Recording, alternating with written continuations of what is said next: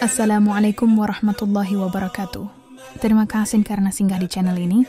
Dalam setiap perkongsian, kita sama-sama cuba menambah ilmu dan kefahaman dalam agama, insyaAllah. Hari ini kita akan bincangkan satu lagi isu yang sering menjadi persoalan dalam kalangan masyarakat, yaitu hukum bacaan tajwid salah dalam solat. Ramai yang masih keliru tentang perkara ini. Jadi mari kita teliti bersama dengan penjelasan yang ringkas dan mudah difahami. Dan jangan lupa untuk tonton sampai habis. Al-Quran tidak wajib melaksanakan hukum hakam tajwid. Seperti takbir Allahu Akbar. Seperti tahiyyat. At-tahiyyatul mubarakatus salawatut tayyibatu lillah. Dia berhenti macam tu. Tu lillah. Tak ada panjang.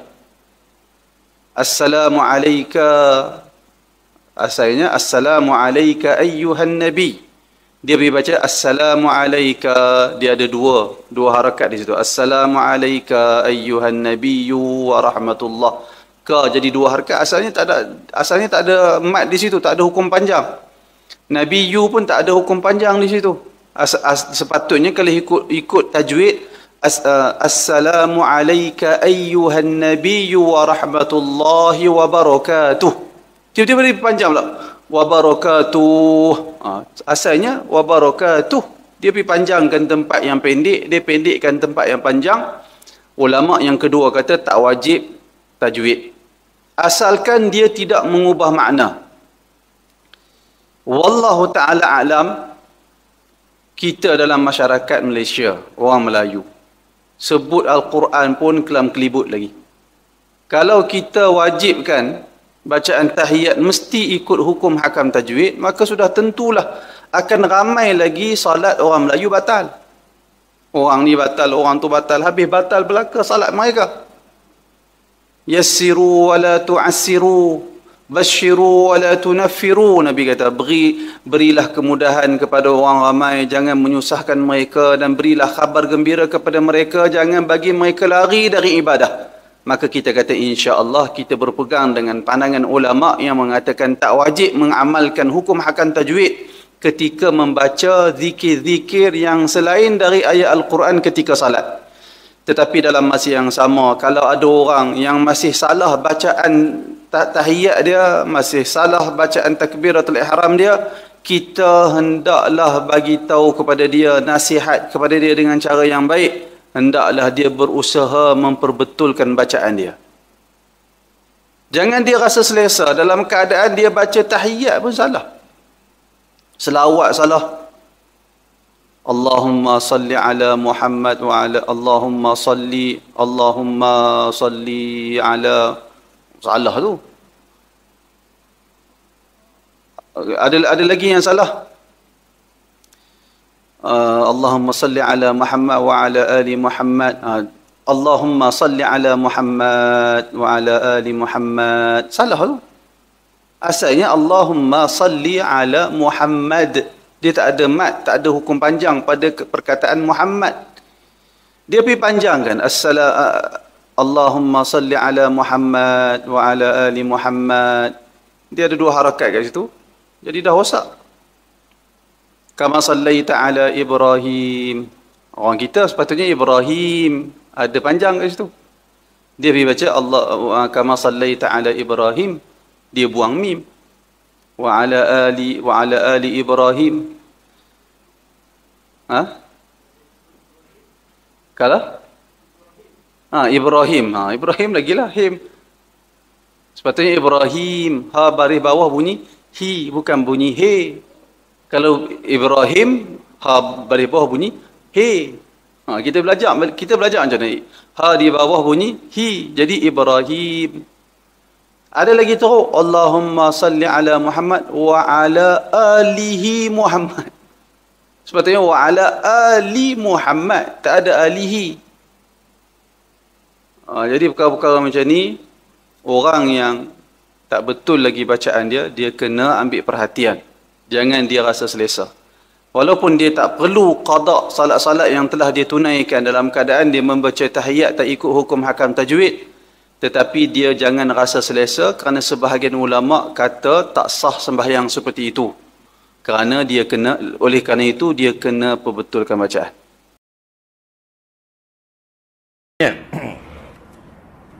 Apakah hukum seorang yang membaca ayat Quran salah sebutan, tajwid, makhraj, adakah membatalkan solat? Warattilil Qur'ana tartila, kata Allah, bacalah Al-Quran itu tartil. Maksudnya baca betul. Mudah-mudah cakap. Berbagai tafsiran salah dalam kitab-kitab tafsir. Secara ringkasnya, bacalah Quran itu betul. Baca yang betul. Jangan baca tak betul. Kesalahan dalam Quran ini ada beberapa jenis. Yang tidak diberi kemaafan ialah lahan jali. Lahan jali ini maksudnya mengubah huruf, mengubah baris yang merosakkan makna. Orang awam kita, mak rempit, yang baru kembali ke pakal jalan, dia baca salah. Apa sebab salah? Sebab dia baru lagi belajar, belum pandai. Maka dimaafkan. Jika dia semayang, sah juga. Kerana dia belum boleh sebut yang betul. Cuma tak boleh jadi imam. Nampak? Tapi yang malas belajar, yang tidak berguru, bila salah berdosa. Kenapa? Kerana baca tartil ini, baca sebagaimana turun daripada langit. Inna anzalna, kami telah turunkan akan ayat-ayat Quran ini. Allah yang turunkan. Maka baca tartil itu baca sebagaimana ia turun. Maksud baca seperti ayat Quran turun, bacalah. Kalau alif, alif lah. Kalau ber lah. Bukan maksudnya suara kita macam suara para salafus saleh. Payah lagu tu. Bukan suara kita macam kori-kori Arab. Bukan. Kalau gitu berdosa ramailah kita. Tak. Janganlah baca dengan ter baca dengan jim. Bagai batas jadi bawah jadi atas. Mana belajar? Yang pendek baca pendek. Yang panjang dan baca panjang. Dalam pendek, dalam panjang itu kadang-kadang tidak sempurna. Itu diberi kemaafan. Tak? Tapi jangan pakai hentam. Pakai hentam. Boleh lah. Apa saja pun boleh. Tuhan bukan tak tahu. Dia main ayat lagu tu. Takut berdosa. Jadi kalau kita baca Fatihah, contoh. Maliki yaumiddin. Iyyaka na'budu. Dia kata iyyaka na'badu. Batal tak semayang? Tak batal. Tetapi dia wajib ulang semula. Iyyaka na'budu. Kerana diturunkan ayat itu, iyyaka na'budu. Dia sudah tersalah na'badu. Belum batal. Dia kena ulang balik na'budu. Jika dia tak ulang balik na'budu, dia pakai yang na'badu tadi, bila dia rokok, baru batal semayang. Kerana dikira sengaja rokok, tanpa membaca Fatihah dengan betul. Okey? Soalan seterusnya.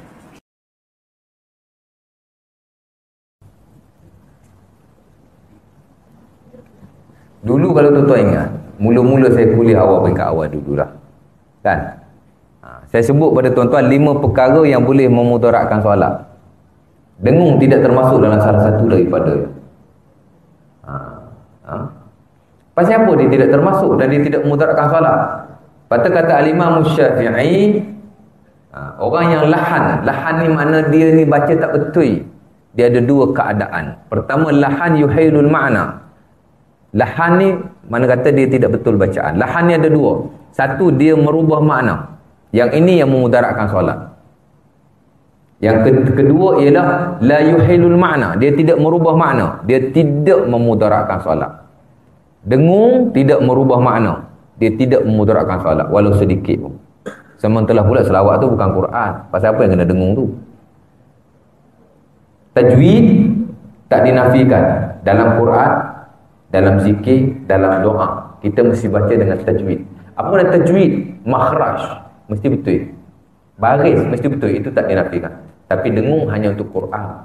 Sebab itu sebagian ulama umpama Al-Imam Ibnul Humam Al-Maliki amat memakruhkan orang yang berdoa ataupun berdoa dalam keadaan tarannum kerana dia tasyabuh dengan Quran, dia sama dengan Quran. Tuan-tuan tengok saya doa, mana ada sebenarnya baca belagu macam Quran? Baca doa lain. Doa tak perlu belagu-lagu macam Quran. Hatta azan pun tuan-tuan tak perlu belagu. Bahkan digerakkan dalam mazhab Syafi'i, azan dengan lagu, al-azanu bit-taghanni makruh. Azan dengan lagu ni makruh. Tuan-tuan tak pernah tengok saya azan. Saya tak ada macam tuan-tuan azan. Malam saya azan kat surau tempat saya. Allahu Akbar, Allahu Akbar, Allahu Akbar. La ilaha illallah. Itu saya azan. Langsung tak ada lagu. That is mazhab Syafi'i. La ilaha illallah. Surana. Tak pernah buat macam tu. Nampak?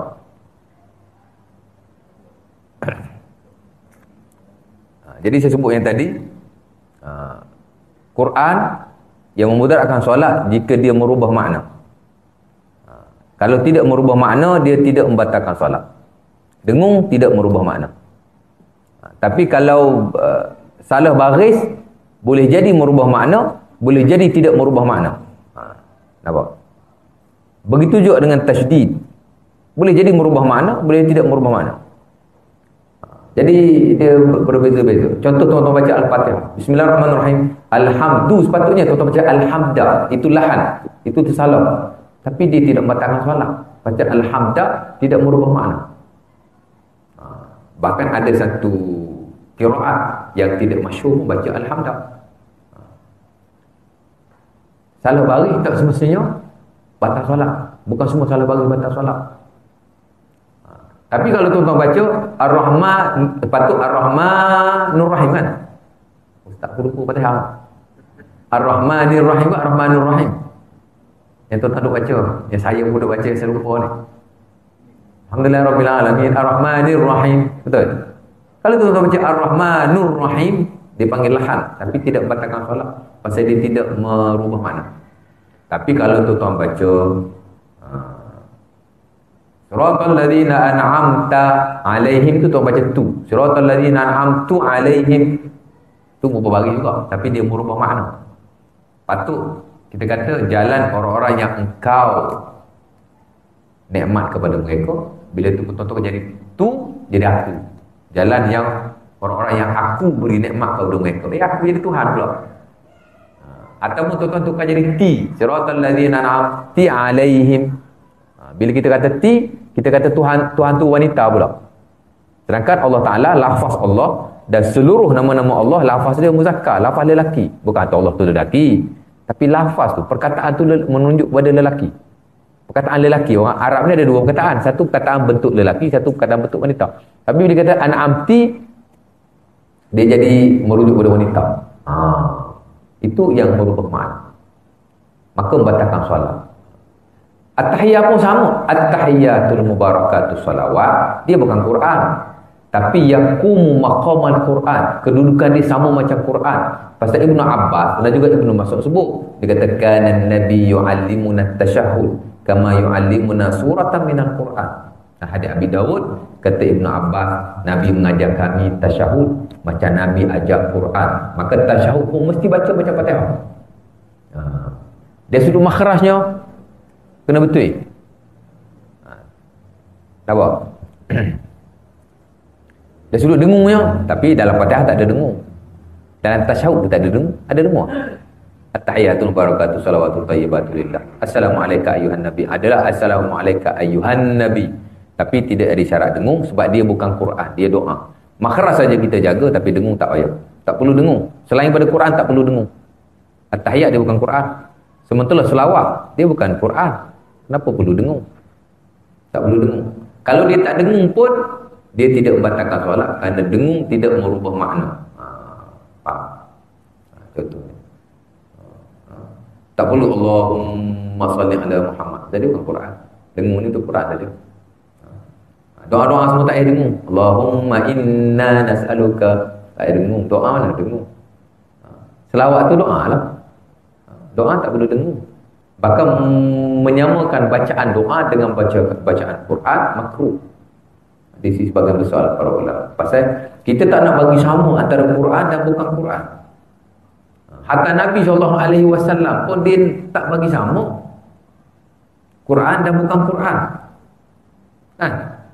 Nabi setiap masa tuan-tuan dia tak pernah baca Bismillahirrahmanirrahim. Tak ada. Semua doa yang Nabi baca hanya bermula dengan Bismillah. Kata Imam Ibnu Hajar, Ibnu Ala dalam Syarah Al-Azkar, Nabi tak pernah baca, macam tak ada riwayat. Sebab tu ulama khilaf, boleh kita baca penuh. Macam kita nak wudu kan, baca bismillah. Nak keluar rumah, bismillah. Nak pakai baju, bismillah. Semua bismillah. Doa Nabi bismillah. Timbullah perbahasan, boleh tak kalau kita baca penuh? Bismillahirrahmanirrahim. Sebagai ulama kata boleh, harus. Sebagai ulama kata tidak harus, tak boleh. Nabi tak pernah baca. Sebagai ulama kata boleh, tapi kena tukar yang lain. Macam Al-Imam Ibn Hajar Al-Haytami, ulama Syafi'i kita. Jangan baca bismillahirrahmanirrahim, pasal itu jadi Quran. Baca bismillahirrahmanirrahim, bismillahirrahmanirrahim, bismillahirrahmanirrahim mutakabbir, ataupun lafaz-lafaz selain itu. Jadi nak cerita bahawa doa ni tidak mahu disamakan dengan Quran. Macam kita Imam Nawawi boleh baca penuh, dia kata tak ada masalah, sebab ni bismillah juga, ni bismillah juga. Tapi mereka sepakat membaca bismillah saja adalah yang terafdal. Cuma dari sudut tokoh utama tu boleh tak boleh, itu saja.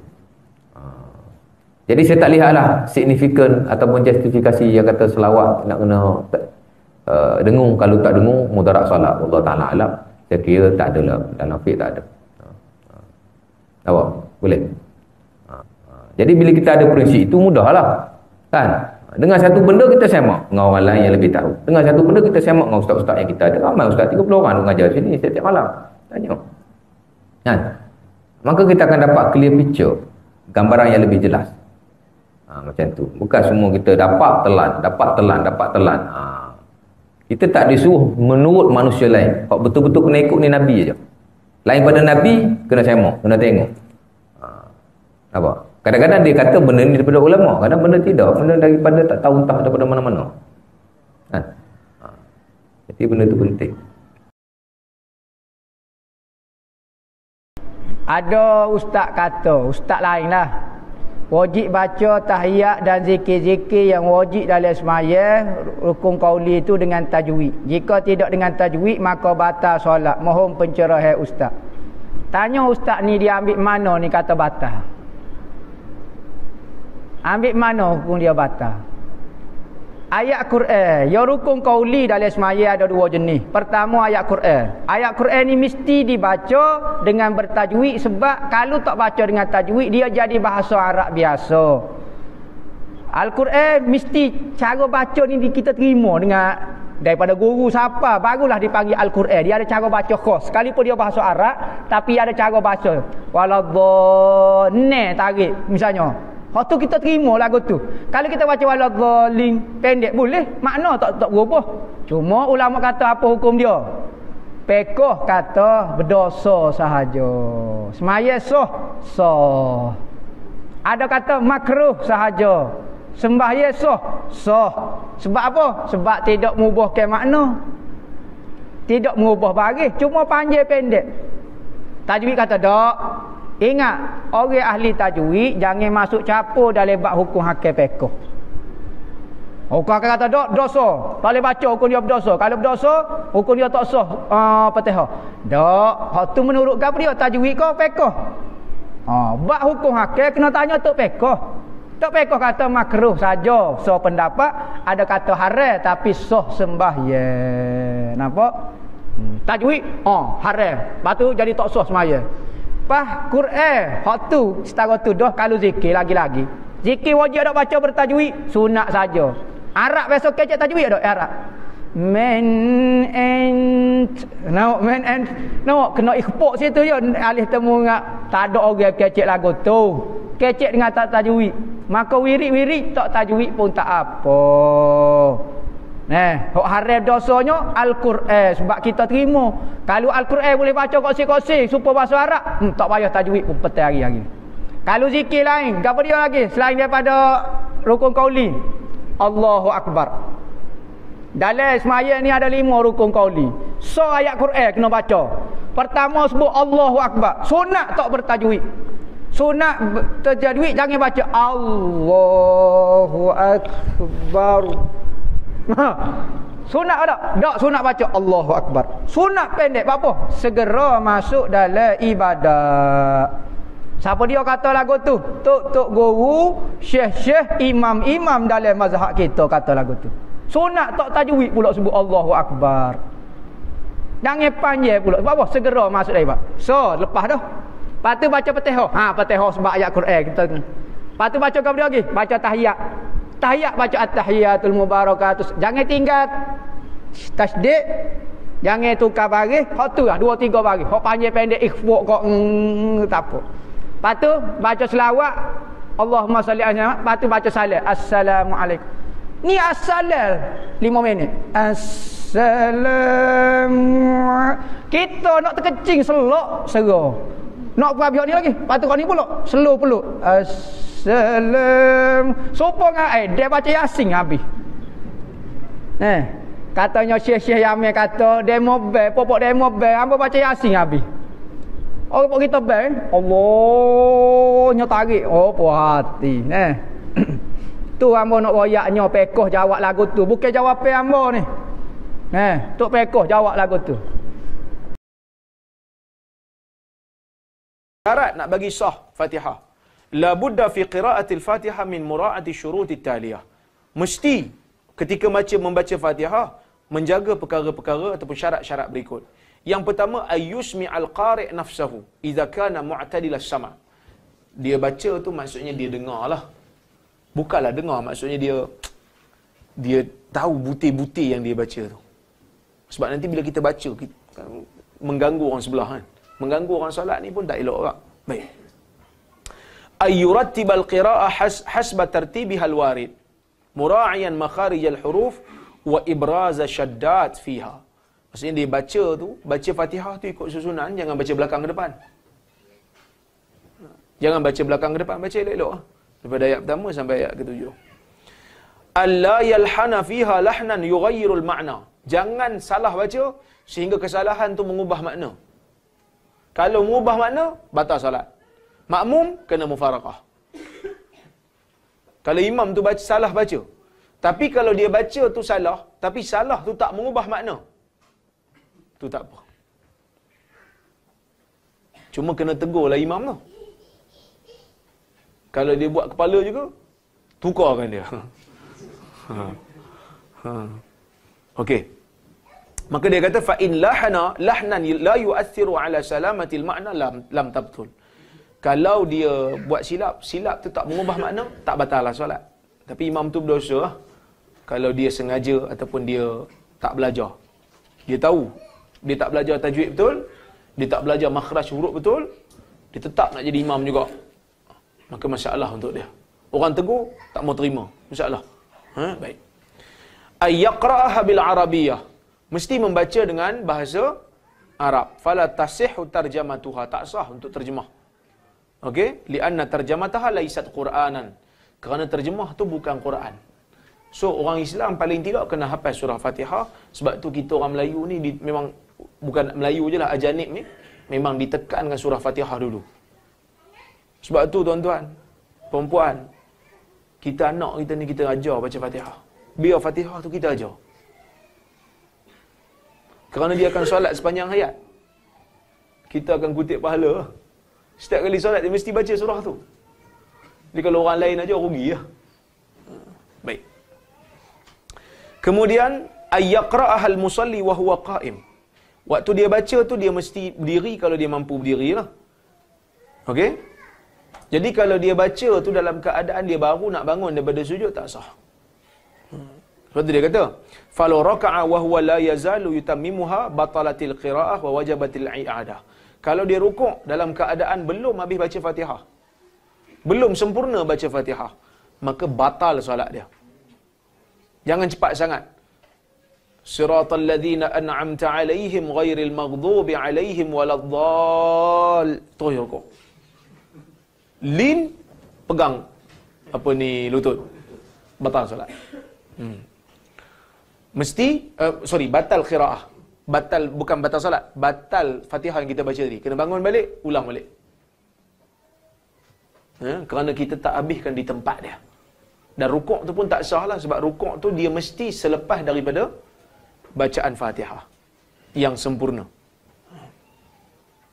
Hadha wa in ajiza al-musalli li'ajmatin aw nahwiha an qira'atil Fatihah qara'a badlaha 7 ayat mimma yahfadhu min al-Quran fa in lam yahfaz minhu shay'an zakara Allah Ta'ala bimiqdari tulil Fatihah thumma raka'.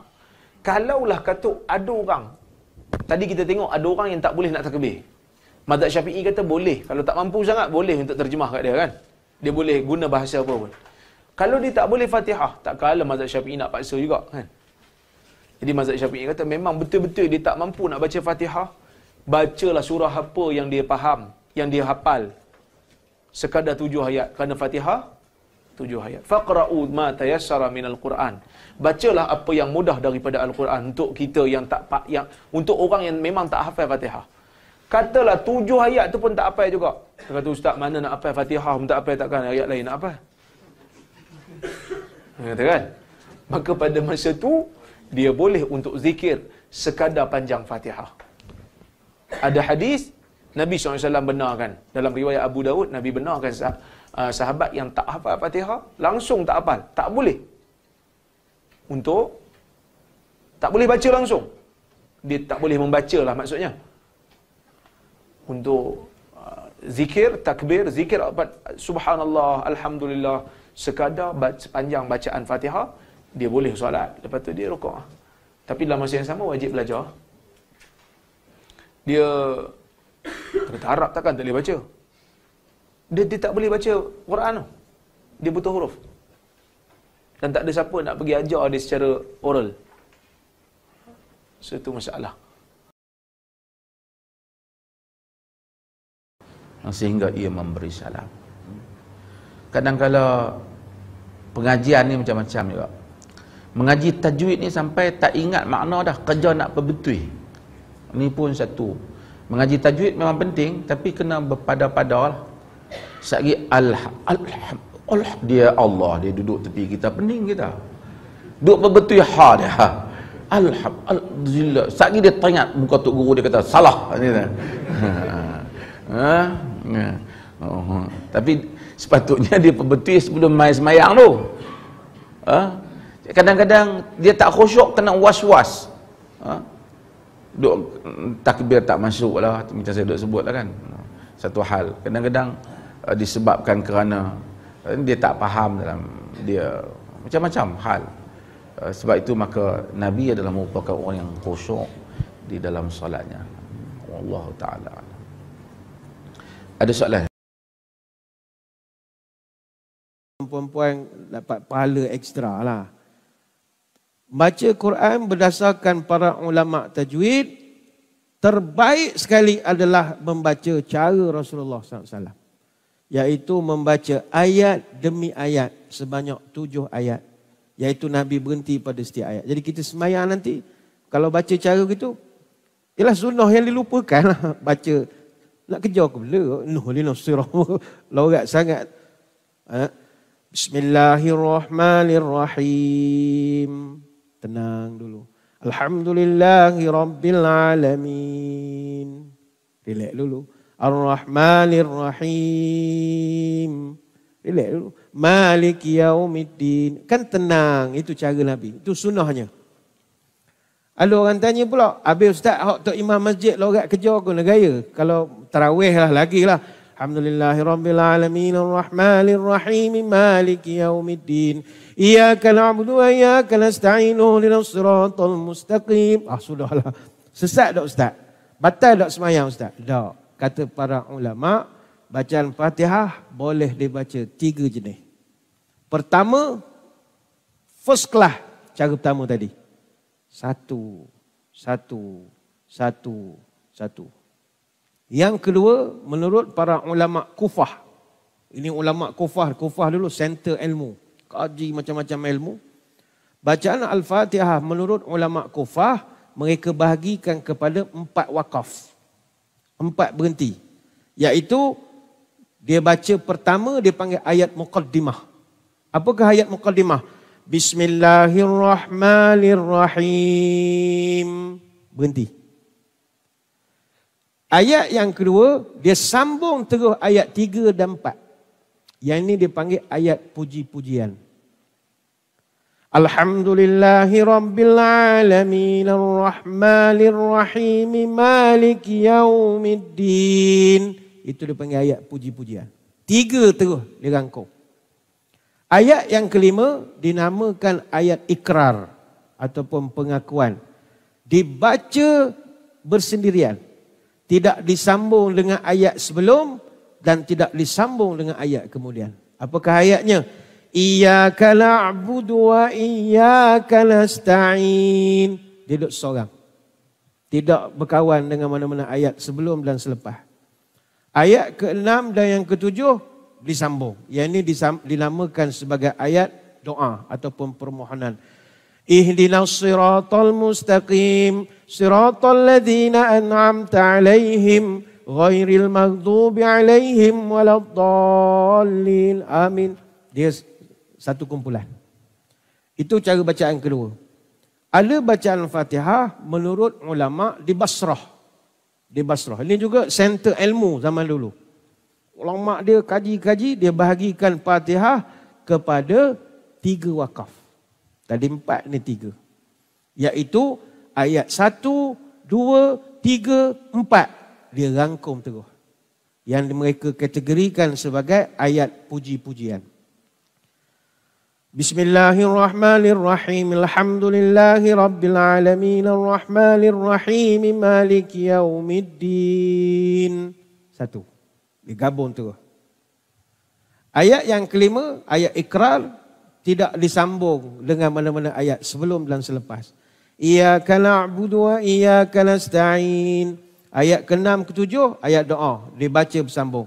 Ihdinas siratal mustaqim, siratal ladzina an'amta 'alaihim, ghairil maghdubi 'alaihim waladdallin. Amin. Itu cara dia. Cuma perlu diingat, kalau dilihat kepada cara bacaan Fatihah yang disusun oleh ulama Kufah dan Basrah, kedua-duanya adalah sama pada ayat yang kelima. Iyyaka na'budu wa iyyaka nasta'in, yang tidak disambung dengan ayat sebelumnya, iaitu Maliki yaumiddin, dan tidak disambung dengan ayat selepasnya. Ihdinas siratal mustaqim, dia takkan sambung. Jadi janganlah kita nak mandai-mandai iyyaka na'budu wa iyyaka nasta'in ihdinas sirat. Siapa ngaji di mana? Ihdinas sirat dak. Dia tu tak berkawan. Dia tak berkawan dengan orang sebelum, tak berkawan dengan orang selepas.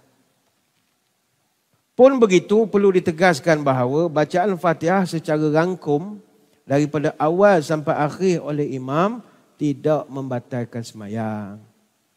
Dan makmum tidak perlu pun mufaraqah daripada imam yang baca demikian. Takutkan tuan-tuan puan-puan mentang-mentang dah belajar sunnah terbaik membaca putus-putus, sekali imam malang karak membaca senapah contoh, mentera mufaraqah. Jangan. Tak ada masalah. Cuma ketika membaca Fatihah, kita digalakkan membaca secara wakaf satu ayat. Artinya 7 kali berhenti. Kalau tanya kenapa? Sunnah Nabi SAW. Kecuali lah kita ada masalah-masalah macam nak sambung-sambung ni, orang nafas panjang, okey. Orang lelah macam mana? Nyambung nafas pendek tak ada. Ikut cara Nabi. Satu.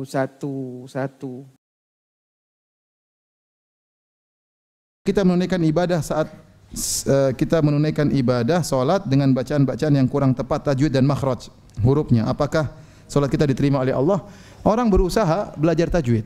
Meskipun dia tak dia bacaannya susah, wa huwa syaqun alaih, dia waktu baca merasa sulit, tetap dapat pahala. Tapi dia berusaha belajar, bukan biarkan saja dia susah tajwidnya rusak, ya. Tidak, dia tetap berusaha. Allah Maha tahu dia sudah berusaha, ya. Makanya disebutkan dia mendapatkan apa? Pahala belajar dan pahala mengalami kesulitan tersebut, ya. Maka dia berusaha tetap belajar, ya. Sambil belajar salatnya tetap sah insyaallah. Allah beri uzur, Allah Maha tahu, ya. Yang kalau salatnya tidak sah itu sengaja misalnya merubah huruf, ya, padahal dia tahu itu salah tapi dia sengaja, ini bisa membatalkan salat, ya. Banyak orang terjerumus dalam kesalahan tidak ngerti. Apalagi orang-orang ajam, bukan orang-orang Arab. Saya berapa kali dapat imam seperti itu, tapi gimana baca Al-Fatihah salah? Dia sudah berusaha, dia kemampuannya seperti itu. Kemampuannya seperti itu terus pede jadi imam. Kadang-kadang seperti itu, ya. Pernah saya salat ada orang baca, saya hampir ketawa tapi dalam solat nanti solat saya batal. Jadi dia baca wa ammas sa'ila fala tanhar. Bukan pakai ha, harusnya kan pakai ha kan? Wa ammas sa'ila fala tanhar. Adapun orang minta-minta jangan kau bentak. Tapi dia ganti ha dengan ha. Kalau dengan ha itu, adapun orang minta-minta, fala tanhar, jangan kau sembelih. Berarti kalau pukul enggak apa-apa. Kan bahaya itu, apa namanya? Kalau sengaja solat batal, berarti merubah Al-Quran. Tapi dia enggak sengaja, dia enggak ngerti. Saking fasihnya ha dibaca ha, ya, enggak ngerti mau diapain. Ya, banyak orang seperti itu, dan mereka dapat uzur karena mereka tidak bisa, mereka sudah berusaha.